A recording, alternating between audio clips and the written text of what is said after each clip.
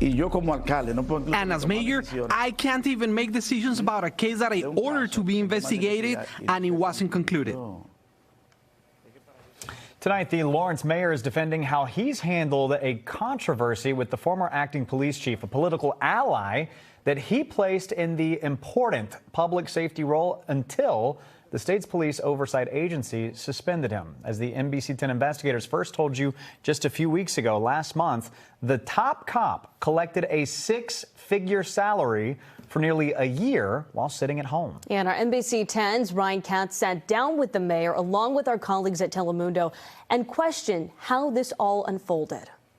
Black Mercedes with North Carolina plates heading on the Central Bridge. This video shows acting police chief William Castro chasing a Mercedes in his unmarked department vehicle through the streets of Lawrence in the middle of the day. A male with a green hoodie trying to pass a bad check at the credit union. The suspect wanted for the non-violent crime of trying to cash a stolen check. Do you think this is the first time a police officer violates a department policy? That response from Mayor Brian DePeña might explain why shortly after that incident, he wrote this letter to the head of the police department's internal affairs unit, saying, "I have concluded there is insufficient evidence to move forward with this matter." The Massachusetts Post Commission had a much different conclusion.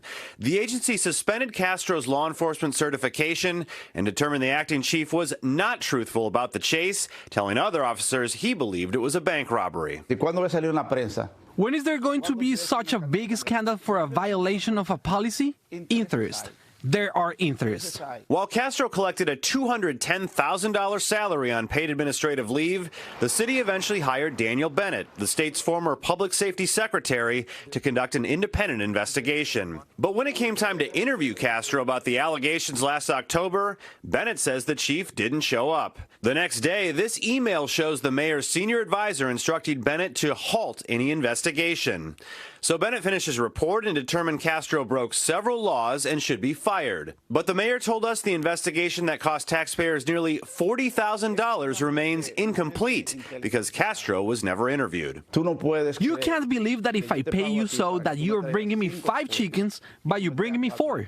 I would accept that purchase, right? You don't finish the investigation, but you're giving me a recommendation? What's going on here? I'm not a fool. The mayor's office had told me that I was to halt my investigation, and halt by Webster's actually means stop. Before the city council on Wednesday night, Bennett gave his side of the story, saying he tried at least 7 times to arrange an interview with Castro, but repeatedly ran into resistance. I had substantive evidence, and all of it fit together to give a very strong circumstantial case and direct evidence case that Mr. Castro was in a high-speed chase when he didn't have a right to be in it, and then he went and lied on his police report, which is, in my mind, far more serious because you can't have a dishonest police officer.